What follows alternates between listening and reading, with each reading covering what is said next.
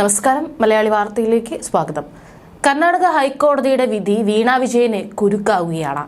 മുഖ്യമന്ത്രി പിണറായി വിജയന്റെ മകൾ വീണയുടെ കമ്പനിയായ എക്സാലോജിക് സൊല്യൂഷൻസ് ആരംഭകാലം മുതൽ നടത്തിയ മുഴുവൻ ഇടപാടുകളും കേന്ദ്ര ഏജൻസിയായ സീരിയസ് ഫ്രോഡ് ഇൻവെസ്റ്റിഗേഷൻ ഓഫീസ് അന്വേഷിക്കുന്നു.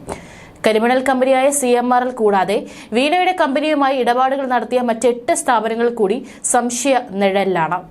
ഈ വിവരങ്ങൾ കൂടി പരാതിക്കാരനായ ഷോൺ ജോർജ് SFIOയ്ക്ക് കൈമാറി.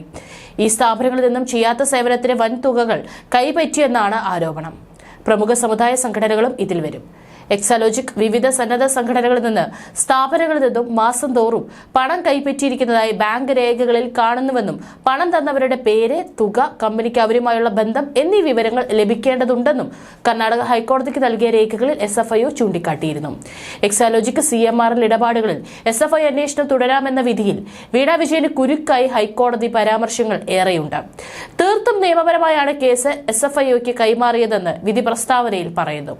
അന്വേഷണ ഏജൻസികൾ ഇടപാടുകളിൽ നിയമലംഘനമുണ്ടെന്ന് പ്രഥമ ദൃഷ്ട്യാ കണ്ടെത്തിയെങ്കിൽ തുടർ അന്വേഷണത്തിന് അവരുടെ കയ്യിൽ കൂച്ചുവിലങ്ങിടില്ലെന്നും ഹൈക്കോടതി സംശയലേശമന്യേ വിധിയിൽ വ്യക്തമാക്കുന്നു.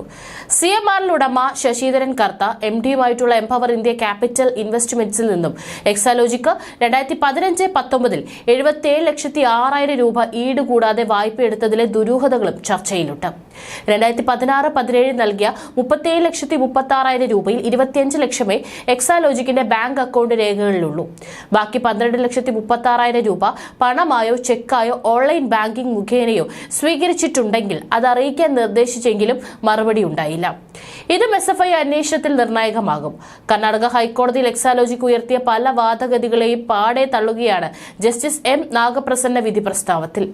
കമ്പനികാര്യ നിയമത്തിലെ ചട്ടം 210 പ്രകാരം ROC അന്വേഷണം നടക്കവേ SFIOയ്ക്ക് കേസ് കൈമാറിയത് നിയമപരമല്ലെന്ന വാദം കോടതി തള്ളി. കടുത്ത നിയമലംഘനം നടന്നെന്ന് അന്വേഷണ സംഘം വിലയിരുത്തുന്നെങ്കിൽ വിശാല അന്വേഷണം നടത്താൻ തീരുമാനിക്കും. ഇത് ഹർജിക്കാരിയുടെ ആവശ്യത്തെ ഹനിക്കുന്നതല്ല. അത് സമാന്തര അന്വേഷണവുമല്ല. ROC അന്വേഷണം നടത്തി പൂർത്തിയാക്കി അന്തിമ റിപ്പോർട്ട് നൽകിയ ശേഷം ആവശ്യമെങ്കിൽ മാത്രമേ SFIO അന്വേഷണം പ്രഖ്യാപിക്കേണ്ടതുള്ളൂ എന്ന വാദം നിലനിൽക്കില്ല. ഇടപാടുകളിൽ നിയമലംഘനം നടന്നെന്ന് പരാതി കിട്ടിയാൽ അന്വേഷണത്തിനിടെയാകാം പല കാര്യങ്ങളും ഉദ്യോഗസ്ഥർ കണ്ടെത്തുക. അത്തരത്തിൽ ലഭിക്കുന്ന അന്വേഷണം കൂടുതൽ കണ്ടെത്തലുകളിലേക്ക് നയിക്കുമെങ്കിൽ അത് തുടരണം. അത്തരം അന്വേഷണങ്ങളിൽ ഒരു തരത്തിലും ഉദ്യോഗസ്ഥരുടെ കയ്യിൽ കൂച്ചുവിലങ്ങടങ്ങാൻ കോടതി ശ്രമിക്കില്ലെന്നും വിധി പ്രസ്താവത്തിൽ പറയുന്നു. ടെക്നോളജിയുടെ വളർച്ച സാമ്പത്തിക കുറ്റകൃത്യങ്ങളുടെ വ്യാപ്തിയും കൂട്ടുന്നുണ്ട്. അന്വേഷണത്തിന്റെ പ്രാഥമിക ഘട്ടത്തിൽ കേസിൽ പൊതു താൽപര്യമുണ്ടെന്ന് ഉദ്യോഗസ്ഥൻ കരുതുന്നെങ്കിൽ അത് തുടരട്ടെ. ഒരു പേനയുടെ വര കൊണ്ട് പോലും അത് റദ്ദാക്കാനോ തടയാനോ കോടതി ശ്രമിക്കില്ലെന്നും വിധി പ്രസ്താവത്തിൽ പറയുന്നുണ്ട്. കേസിന്റെ വ്യാപ്തിക്ക് ആനുപാതികമായ അന്വേഷണമല്ല ഇതെന്ന എക്സാലോജിക്കിന്റെ വാദവും കോടതി തള്ളി. അന്വേഷണം അങ്ങനെ തീരുമാനിക്കാനുള്ള ഘട്ടമായിട്ടില്ല എന്നും കോടതി പറഞ്ഞു.